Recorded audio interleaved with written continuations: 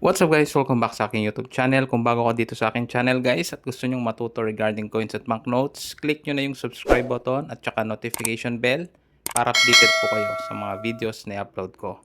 So ngayon guys, i-share ko sa inyo itong isang coin which is piso na 2011.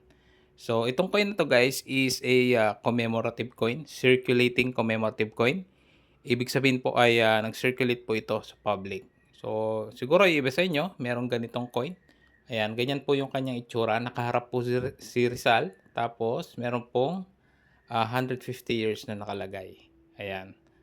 So, itong coin na ito guys is ah, hindi po siya made of silver. Wala rin po siyang precious metal. So, itong coin na to is made from copper nickel, no? Hindi po ako nagkakamali. But collectible naman siya guys at hindi naman siya talagang walang value, no.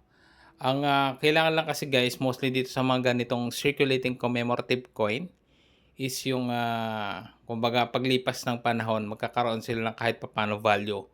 Although ngayon guys, pagka may mga coins po kayong ganito, especially po mga uncirculated, so pag sinabi po uncirculated yan, yung magaganda po yung kanilang condition, no? Mga ganito po ay meron silang markup value kahit papano. For example po, itong mga ganitong coins, mostly po yung iba binebenta po ng around 20 pesos isa, yung iba naman po is 15 pesos isa.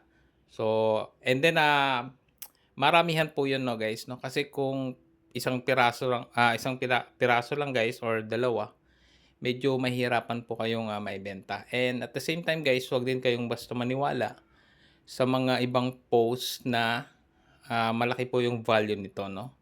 So, ngayong 2026 guys, ang presyo lang nito is less than 20 pesos, no?